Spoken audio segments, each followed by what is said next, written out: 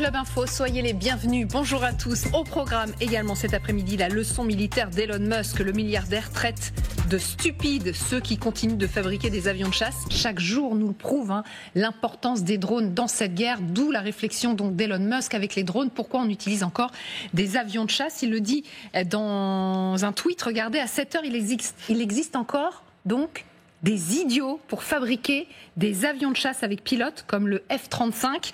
Les avions de chasse sont obsolètes à l'heure des drones. À la fin, il n'y aura que des pilotes tués. Voilà donc ce qu'affirme le milliardaire. Pas sûr que ça plaise à notre invité Pierre-Henri Chuet. Bonjour, merci d'être avec nous. Vous êtes ancien pilote de Rafale dans l'aéronaval. Elle vous plaît cette analyse d'Elon Musk ou pas ? Je ne sais pas si elle me plaît, mais il y a une part de vérité. Par contre, comme toujours, il faut prendre un petit peu de recul et il faut se poser la question, à quoi sert un avion de combat en 2024 ? Effectivement, c'est pour une mission d'assaut. On comprend tout à fait l'utilisation de drones. Maintenant, en France, à l'instant T, il y a des Mirage 2000, il y a des Rafales qui sont prêts à décoller pour ce qu'on appelle la PPS, la posture permanente de sécurité, si un avion de ligne, par exemple, a un souci. Et à ce moment-là, à l'instant T en 2024, il va falloir un avion de chasse avec un pilote doué de raison, de capacité de compréhension de la situation pour pouvoir, par exemple, aider l'avion ou intervenir si besoin. Donc pour certaines missions, on peut comprendre ce que veut dire Monsieur Musk. Pour d'autres missions, on se dit qu'il oublie un petit peu un grand pan de ce à quoi sert notre armée, à savoir aussi la protection des citoyens. Alors je vais juste prendre la partie où vous dites il n'a pas forcément tort, c'est-à-dire peut-être sur la vie des pilotes. Oui, alors au-delà de ça, en fait, même la France, ça a été notifié il y a maintenant quelques semaines, on est en train de développer des drones qui vont accompagner les avions de chasse. Le Rafale F5, dans son prochain standard, aura des équipiers qui seront en fait des drones. Pourquoi ? Parce que dans certains cas, vous voulez vous rapprocher de l'ennemi avec un pilote dans un avion qui va pouvoir manager, si je puis dire, à distance des drones, au plus près de la zone où il y a une menace, sans pour autant se mettre au danger. Donc, dans certains cas, envoyer des drones plutôt que des pilotes peut faire du sens, et également d'un point de vue tout simplement budget, parce que non seulement un avion coûte cher, mais surtout c'est ce qu'on appelle le MCO, le maintien en conditions opérationnelles. Un pilote, pour être au standard OTAN, a besoin de voler environ 180 heures par an. Si vous le remplacez par un drone, le drone, pour être au standard, pour réaliser sa mission, n'a pas besoin de voler 180 heures par an. Donc forcément, il y a des économies d'échelle et je pense que c'est notamment à ça que pense Monsieur Musk, c'est cette capacité en fait à réduire les coûts parce qu'on aurait moins besoin tout simplement d'entraîner les drones et ce qui permettrait d'avoir un certain niveau d'armée, un certain volume d'armée sans pour autant faire exploser la facture à la fin de l'année. Bien sûr, c'est le nerf de la guerre aussi, forcément l'économie. Mais est-ce qu'on pourrait faire une guerre aujourd'hui sans avions de chasse du tout, d'après vous ? Alors, pour pouvoir contrôler le sol, il faut pouvoir contrôler le ciel. À un instant T, les drones n'ont pas la technologie pour faire vraiment du combat aérien. Donc, vous avez toujours besoin d'avions de combat avec le radar, avec les missiles aériens. Les drones commencent à s'y essayer, mais on n'y est pas encore. Donc, je pense que pour au moins 10, si ce n'est 20 ans, on va encore avoir besoin d'avions pilotés pour faire toutes ces missions de protection et de nettoyage, en fait, du ciel, qui sont indispensables pour pouvoir protéger les troupes au sol, pour pouvoir les appuyer au mieux. Donc, à l'heure actuelle, les drones peuvent faire de la reconnaissance, peuvent faire de la surveillance, peuvent faire des frappes. Et les États-Unis ont beaucoup développé ces capacités depuis les années 2010, à peu près sous Obama. Maintenant, il y a toute la partie défense et protection de l'espace aérien, qui d'ailleurs pourrait être très intéressante. Là, vous parlez de l'Ukraine. À l'heure actuelle, on ne peut pas vraiment engager une protection de l'espace aérien sans mettre en danger notre matériel et nos pilotes. Si on avait une capacité à faire de la protection de l'espace aérien avec des gros drones, chose qu'on n'a pas actuellement, il est probable que les décisions soient différentes. C'est intéressant. Il y a quand même le général d'infanterie qui vous écoute avec attention. Est-ce que vous êtes d'accord ou pas ? Parce que c'était assez... Je ne m'attendais pas à ce que vous me fassiez cette réponse sur Elon Musk.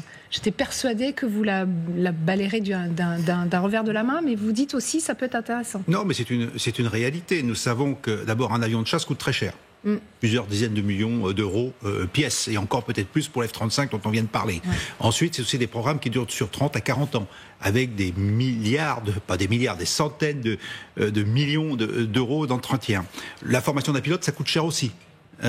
Donc quand on en perd un, effectivement, le coût humain et de formation est énorme. Maintenant, effectivement, il y a le problème des missions. C'est ce que vient d'évoquer le pilote de chasse. Pierre-Henri Chuet. Voilà, mais je ne retiens pas les noms. Voilà.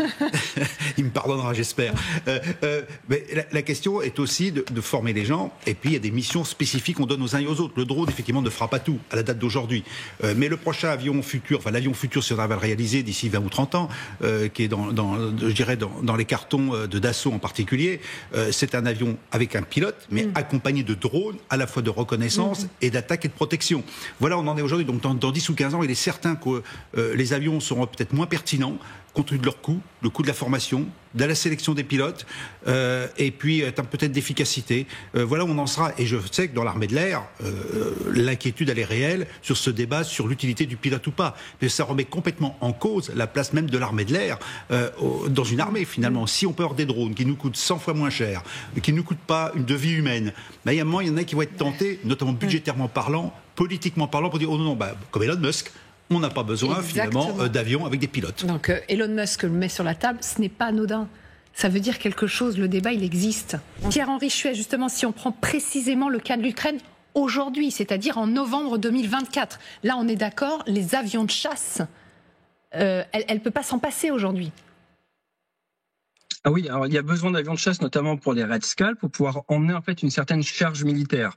À l'heure actuelle, vous avez soit du drone qui vous permet d'amener une faible charge militaire proche de la ligne de front, dans certains cas un petit peu plus loin, mais c'est moins présent. Soit vous avez du missile balistique qui va vous permettre d'amener de la charge ou du missile de croisière très loin. Entre les deux, généralement, il vous faut de l'avion pour emmener de la bombe de 250 kilos à, on l'a vu parfois, 3 tonnes. Et on a encore besoin de ça pour faire de l'appui, pour rouvrir, pour appuyer les troupes au sol. Donc oui, il y a quand même besoin d'avions. Vous allez avoir du mal à pouvoir maîtriser le champ de bataille sans aéronef. Par contre, dans le cas de Musk, je pense qu'il y a un cas très intéressant également à voir. Il est peut-être un petit peu plus d'avance que ce qu'on pense, parce que en tant qu'opérationnel, on est toujours en train de chercher quel est le talon d'Achille d'un nouvel équipement. Et si vous voulez remplacer un avion de chasse par un drone, il va vous falloir une liaison satellitaire ou une capacité à communiquer avec. D'ailleurs, un gros pan du budget des armées, c'est acheter la liaison satellitaire pour pouvoir contrôler les drones à distance. Starlink, et le talon d'Achille, ça serait la destruction des satellites qui rendent vos drones inutilisables. Et là, Musk a quelques longueurs d'avance puisqu'il détient 80% des satellites avec Starlink et l'orbite basse. Donc il semblerait qu'ils sont en train de créer un problème ou un manque auquel il a déjà la réponse, ce qui pour le coup est plutôt malin de sa part.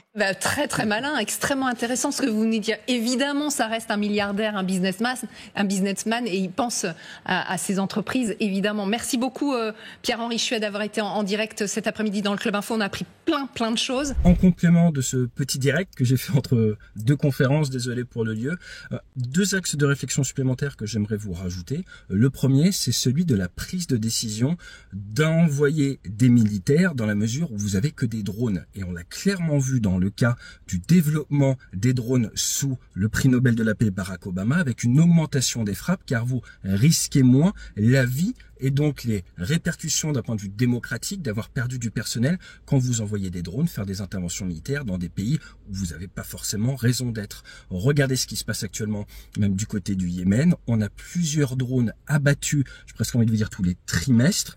Eh bien, ça n'a zéro impact d'un point de vue relations publiques, d'un point de vue démocratique aux États-Unis, car il y a personne à bord. Donc aller vers encore plus d'avions remplaçables par des drones pourrait donc dire qu'il est plus facile pour le décideur démocratique d'appuyer sur le bouton de l'intervention militaire, car il n'a tout simplement pas de vie de personnes de son pays, de ses citoyens, à mettre dans la balance. Il n'y aurait que des adversaires qui risqueraient d'y laisser la vie. Et le deuxième axe, c'est celui de la volonté de l'US Air Force de développer sa flotte de drones. On en parlait sur la politique américaine en Asie, actuellement dans le Pacifique. Les Américains souhaitent avoir une multitude de drones qu'ils peuvent utiliser pour augmenter et donc dissuader leur adversaire, augmenter le format de leur armée, le tout à des prix beaucoup plus bas. Donc cette notion de maintien en condition opérationnelle est extrêmement importante. Si vous remplacez un avion de chasse par un drone, vous payez une fois le tarif et après derrière, il ne vous coûte rien. Vous l'avez en stock, pas besoin de le sortir. Maintenant, une autre problématique quand même, n'oublions pas le côté humain. Ce qui fait le niveau actuel dans l'aviation de combat, c'est le fait que des opérateurs risquent leur vie et il y a un culte du niveau à avoir pour accomplir la mission, car vous y laissez votre peau si vous n'êtes pas un bon professionnel. Et ça a tendance à motiver. Si on commence à rentrer dans une philosophie où si vous faites abattre le drone, c'est pas grave, la nature humaine étant ce qu'elle est, il y a de grandes chances que d'un point de vue RH, d'un point de vue compétence des combattants à distance, eh bien, il y ait moins cette volonté de créer un maximum de valeur. Et ça ne se verra pas tant de paix, c'est le jour de la guerre que l'on se retrouvera face à nos réalités.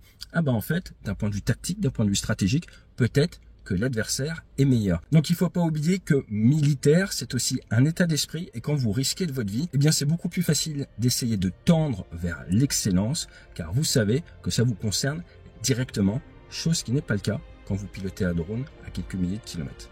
Je vous dis à très bientôt sur la chaîne et fly safe.